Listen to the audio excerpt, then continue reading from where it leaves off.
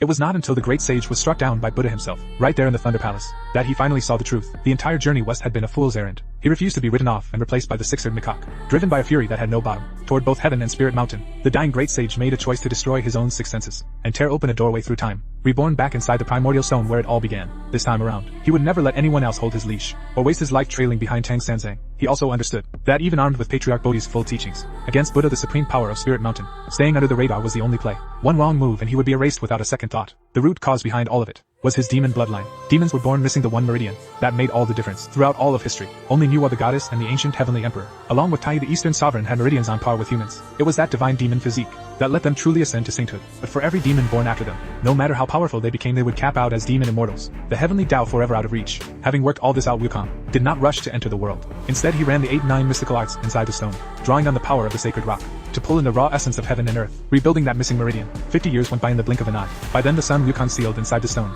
had fully grown into his new form. Compared to his past life, most of his body fur had faded away, his face and chest nearly bare, his features far closer to human. The sharp-beaked snarling face of his past life was gone, replaced by the face of the handsome Monkey King. With a crack like a thunderclap, the sacred stone split open, and Sun Wukong stepped back into the world. This time, he entered the world already at peak human immortal cultivation, now carrying the divine demon physique. He only needed to survive one doomsday lightning tribulation to break through to Earth Immortal, a level his past self could never have touched. Flower Fruit Mountain looked exactly as he remembered, and he slipped right back in with the mountain's monkey clan. The one thing that was different, he knew this life could not be squandered, not just for himself. The entire monkey clan of Flower Fruit Mountain had to get strong and fast. So, following his memory, he led the monkeys straight to Water Curtain Cave. Then just as before, he was the first one through the waterfall, and claimed his place as leader of the clan. But this was no longer the wild reckless stone monkey of old. He moved straight to his first order of business, passing down the 8-9 mystical arts to every monkey on the mountain. The technique demanded serious natural talent, so he stripped it down to something teachable. In this simplified form, it would not hit the ceiling of the full version, but for breaking the mortal barrier and stepping into cultivation, it was more than enough. How far each monkey could push it from there, that was on them.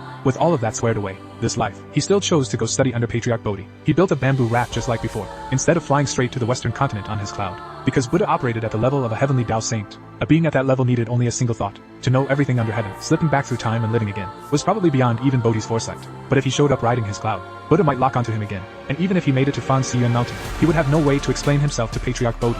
Having lived through everything once, Wukong knew that Master Bodhi's pressure was no lighter than Buddha's. He swore to himself, this second round of training had to produce skills he had never held before. He also thought about his registered lifespan in the underworld, 345 years total. The clock was ticking. This life he did not burn a decade drifting through the southern continent. He crossed the ocean directly, and reached the western continent without delay. Within 2 days, he had already found the cave of Slant Moon and 3 stars on Fan Siyuan Mountain. He had arrived a full 300 years earlier than he had in his past life. Standing before Patriarch Bodhi, Wukong skipped the small talk, dropped to his knees and pledged himself as a student, armed with everything he knew about how this had played out before. Every word he said landed exactly where Bodhi needed to hear it. Patriarch Bodhi saw that though this was a monkey, his presence and aura had already reached peak human immortal. On top of that, after a quiet reading of fate, a destined student of such rare talent had crossed the ocean on nothing but a bamboo raft. A sign of someone grounded and without ego. It only deepened Bodhi's admiration, and he took him on as a student once again. Just as the monkey was rising to his feet, a figure slipped past the side door. He looked closer and froze. It was the Ox Demon King, from their clashes in his past life. Wukong had always noticed the Ox King's fighting style looked a lot like his own. Just like him, the Ox King knew the heaven and earth expansion technique. Just like him, he had 72 transformations,